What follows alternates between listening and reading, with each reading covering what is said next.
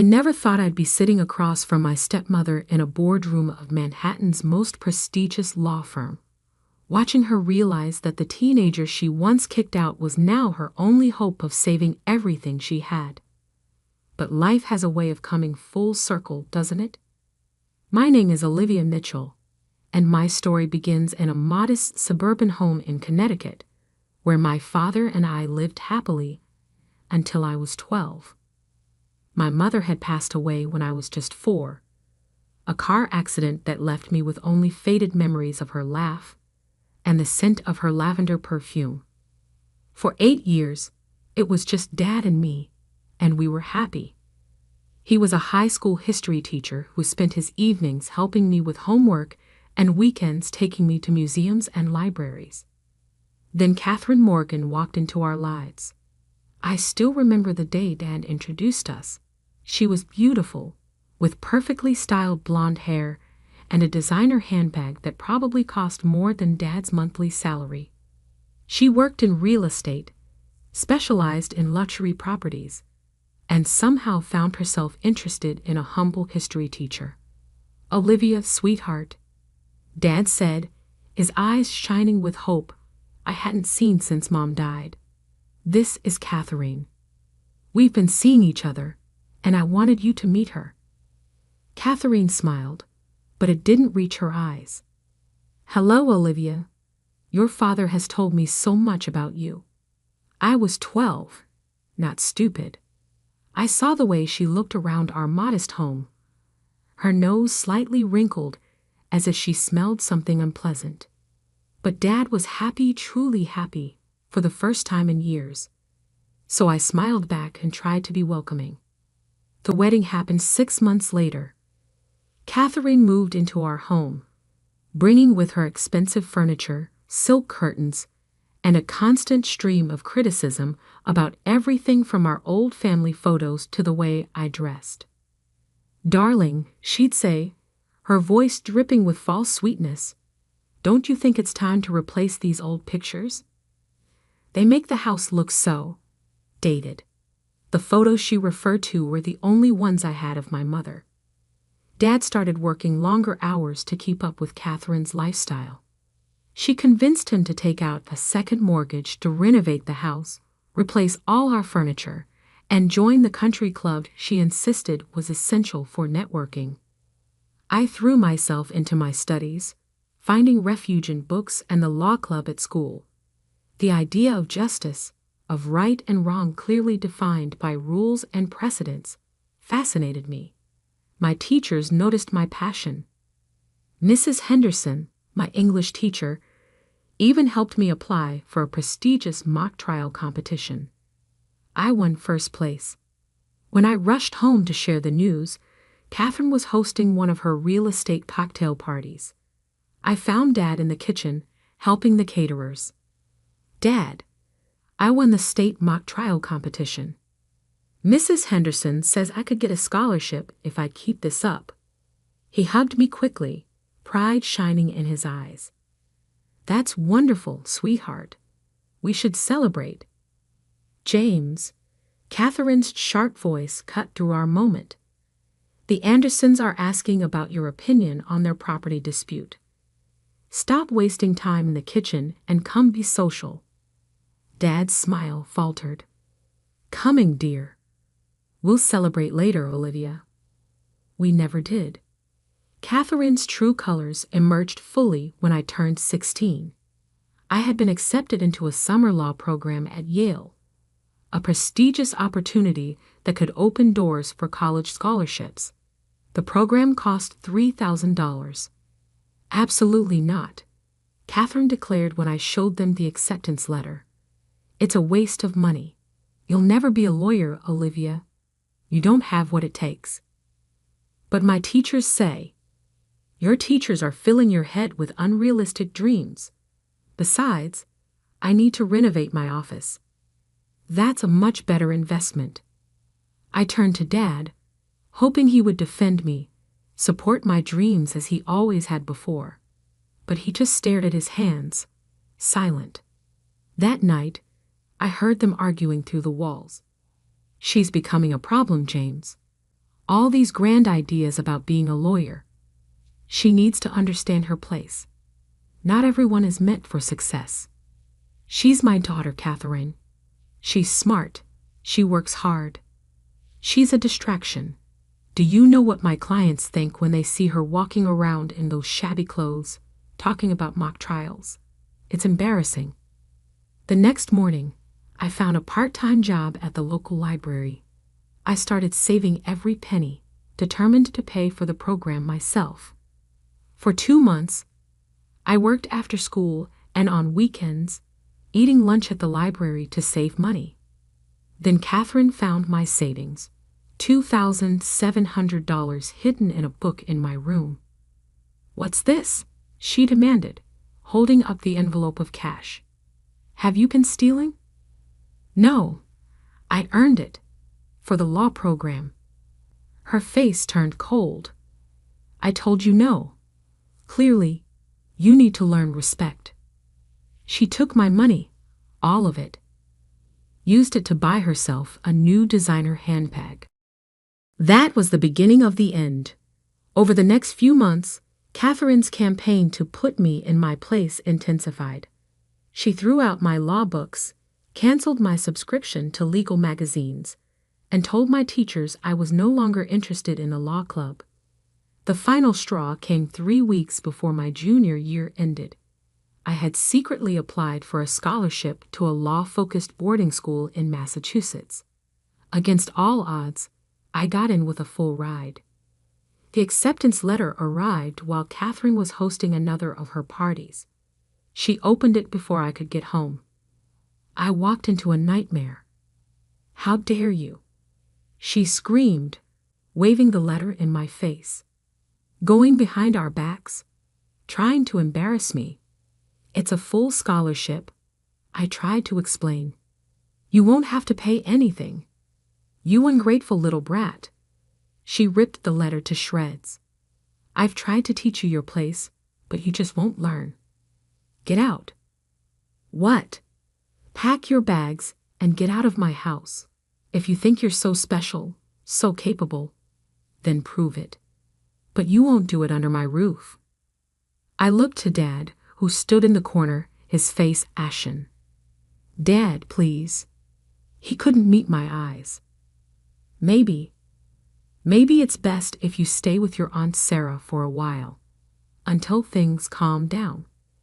Catherine smirked triumphantly. "You have 1 hour to pack. After that, I'm calling the police for trespassing." I packed what I could into my school backpack and a small duffel bag, some clothes, my mother's photo, and the law books I'd managed to hide. As I walked out the door, Catherine's voice followed me. "Remember this moment, Olivia. This is what failure feels like. You'll never amount to anything." I walked 6 miles to Aunt Sarah's house in the rain. She took me in without question, her eyes filling with tears when I told her what happened. Aunt Sarah, my mother's sister, had never liked Catherine, but she kept her distance for Dad's sake. "You'll stay with me," she declared, "and you'll prove her wrong." That night, curled up in Aunt Sarah's guest room, I made a promise to myself. Catherine thought she was teaching me about failure, but she'd actually given me the greatest gift: freedom.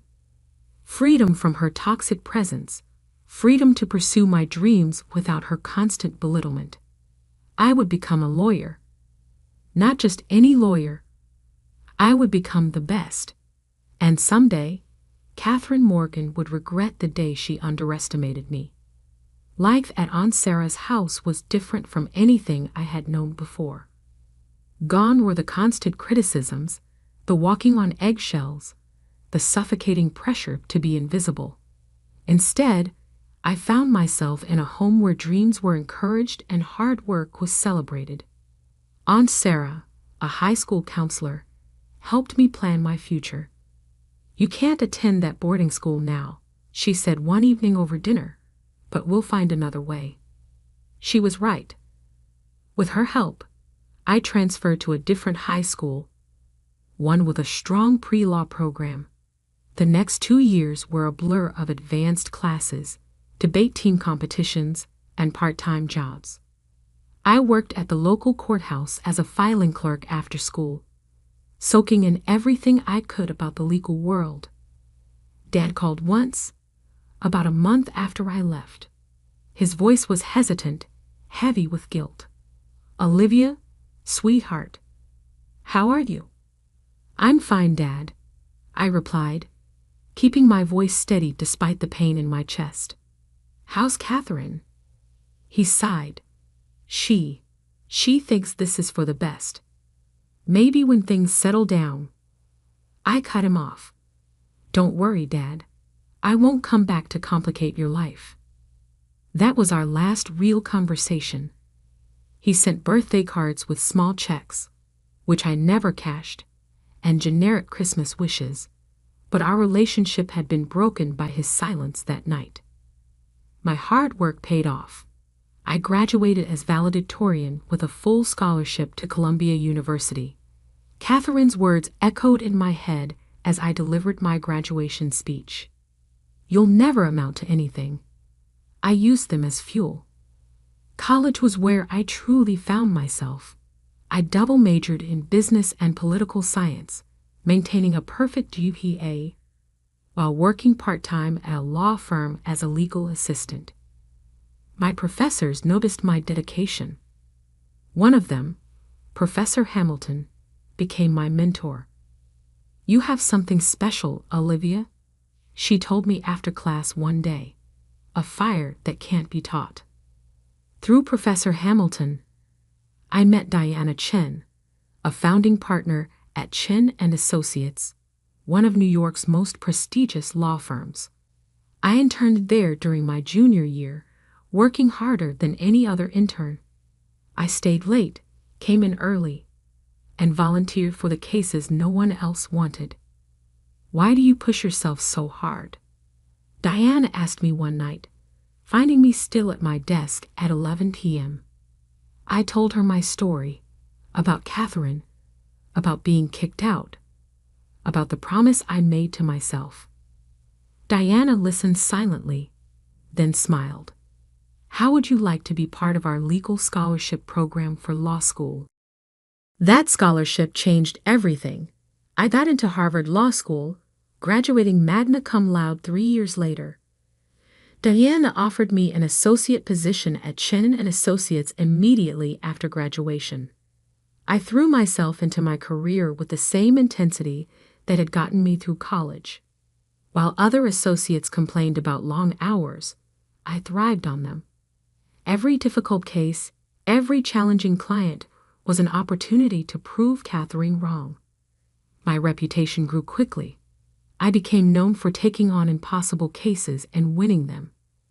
The legal community started calling me the closer, because once I took a case, it was as good as won. At 30, I made partner, the youngest in the firm's history. At 32, I became managing partner when Diana decided to semi-retire. The day I took over the corner office, I found a letter from Diana on the desk. "Olivia, I'm not just giving you this position because you're brilliant, though you are. I'm giving it to you because you understand that law isn't just about winning cases. It's about justice. Your past didn't break you. It made you stronger. Use that strength wisely." Diana. I built Chen & Associates into something even bigger. We expanded from corporate law into civil rights cases, taking on pro bono work for people who, like my teenage self, needed someone to fight for them. My name became associated with the biggest cases in New York. If you had a multi-million-dollar lawsuit that needed winning, I was the lawyer you wanted. Life had a strange sense of irony, though.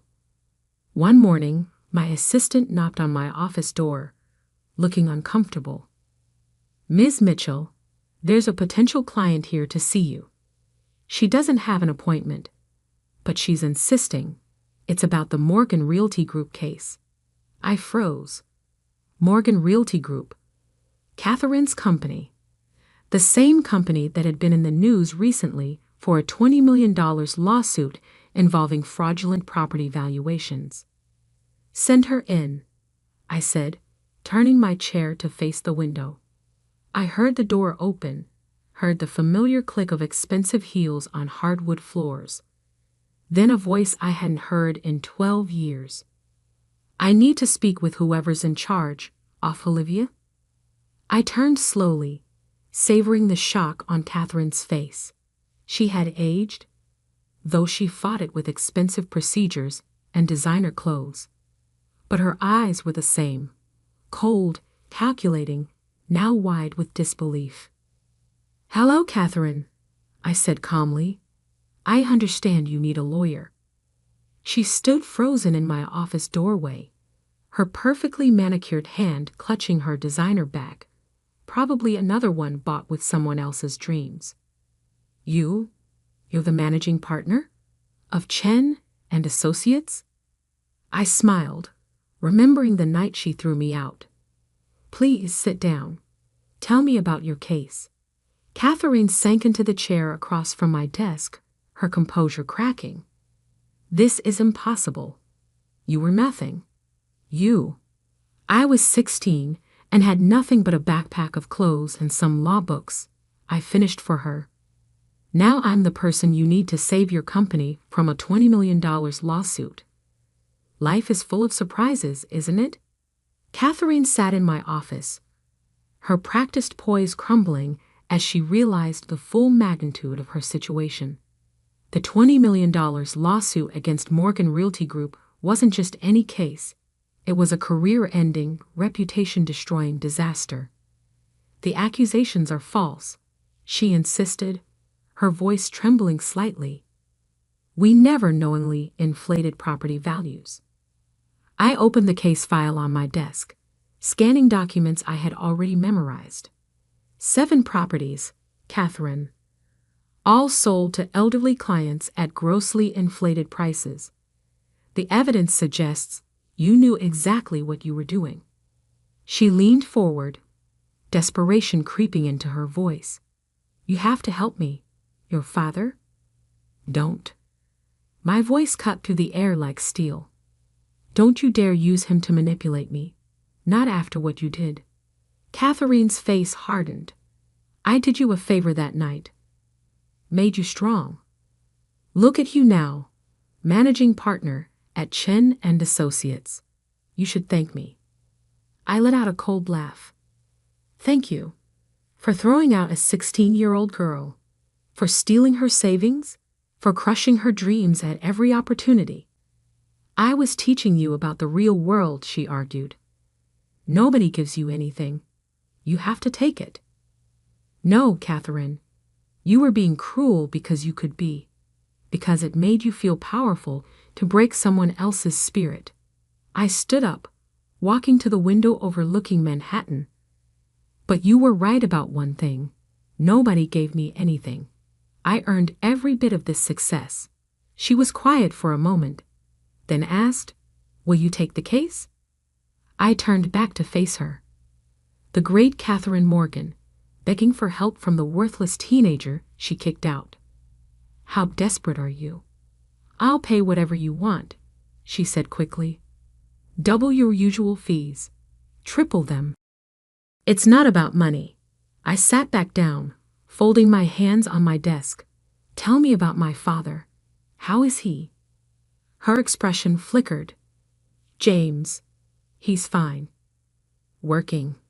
Teaching history at a private school now." "And does he know you're here?" "No," she admitted. "He doesn't know about any of this. The lawsuit, the company's troubles. I've kept it from him." I nodded slowly. "Because if he knew, he might finally see you for what you are." Catherine's facade cracked completely. "Please, Olivia, I'll lose everything. The company, the house, our reputation. All of it gone if you don't help me." I opened my desk drawer and pulled out a folder, one I'd been keeping for years. "Did you know I've been tracking Morgan Realty Group since I made partner? Every questionable deal, every suspicious transaction. I knew someday our paths would cross again. Her face went pale. You've been waiting for this. Not actively, I corrected her. I've been busy building my own success. But I kept an eye on you, knowing that people like you eventually self-destruct. I stood up, walking to my office door. I won't take your case, Catherine, but I will give you some free legal advice. Settle. Take responsibility for what you did. Because if this goes to trial, I'll make sure every detail of your fraud becomes public record. You can't do this, she whispered. I'm family. Family? I turned back to her, my voice sharp. Family doesn't throw a teenager out into the rain. Family doesn't steal their savings or crush their dreams. You made it very clear 12 years ago that we weren't family. Catherine rose shakily, clutching her designer bag like a shield. You're enjoying this, aren't you? Watching me beg? No, I said honestly. I don't enjoy seeing anyone in despair, not even you. That's the difference between us, Catherine. You found pleasure in causing pain. I found purpose in overcoming it. As she reached the door, I called out one last time. Catherine? She turned, tears smearing her expensive mascara. Tell my father I miss him. Tell him when he's ready to talk. Really talk. He knows where to find me. After she left, I sat in my quiet office, thinking about that rainy night 12 years ago, about the scared teenager with a backpack full of dreams and a heart full of determination. I picked up my phone and called Aunt Sarah. How did it go? She asked. She was the only person I'd told about Catherine's upcoming visit. Exactly as it needed to, I replied. She's going to settle the lawsuit. Probably lose the company anyway, but at least her clients will get their money back. And how do you feel? I thought about it. Free. Like I've finally closed a case that's been open for 12 years. 2 weeks later, I received a letter. The handwriting was familiar. My father's neat teacher's script. Dear Olivia, Catherine told me everything. About the lawsuit, about coming to see you, about what really happened the night you left. I've been a coward. I chose peace over justice, comfort over doing what was right. I let her drag away my daughter, and I'll never forgive myself for that. I saw your name in the paper recently, the youngest managing partner in Chen and Associates history. I've kept every article about your successes, every mention of your cases. I was too ashamed to reach out, but I've been proud of you every single day. If you're willing, I'd like to have coffee. Just talk. Start somewhere. Love, Dad. I sat at my desk, reading the letter 3 times. Then I picked up my phone and dialed his number. Dad? Yes, it's Olivia. I got your letter. Coffee sounds good. Life has a way of coming full circle. Sometimes the longest journey leads you right back where you started, but as a different person. Catherine had tried to teach me about failure, but instead, she taught me about strength, about resilience, about the power of proving someone wrong. 2 months later, I got another visitor in my office, a teenage girl from our pro bono program.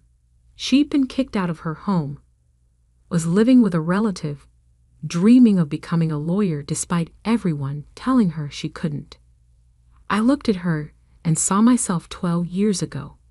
Tell me your story, I said, leaning forward.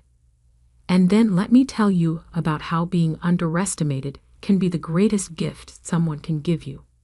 Because sometimes the best revenge isn't about making someone regret their actions. It's about becoming so successful that their opinion no longer matters. It's about turning their cruelty into your motivation, their rejection into your determination. Catherine lost her company in the end. The settlement wiped out most of her assets. She and my father divorced shortly after. He finally saw her for who she really was. Last I heard, she was working as a regular real estate agent in Connecticut, no longer the queen of luxury properties. As for me, I dedicated a portion of Chen and Associates' resources to helping underprivileged students pursue legal careers. We started a scholarship program specifically for teenagers who, like me, had all the determination, but none of the support. Every time I interview a candidate for our program, I think about Catherine's words, "You'll never amount to anything." She was wrong. I amounted to everything I dreamed of and more, not because of her cruelty, but in spite of it. And now, I make sure other dreamers get the chance to prove their doubters wrong too. Sometimes when I stand in my corner office, looking out over the city, I remember that scared 16-year-old walking in the rain. I wish I could tell her that everything would be okay, that one day she'd be stronger than she ever imagined. But then again, maybe she already knew. Maybe that's why she kept walking, kept dreaming, kept fighting. Because sometimes the people who tell you you'll never succeed are the ones who end up needing your help the most. And sometimes the sweetest victory isn't in revenge, but in becoming exactly who you were meant to be, regardless of who tried to stop you.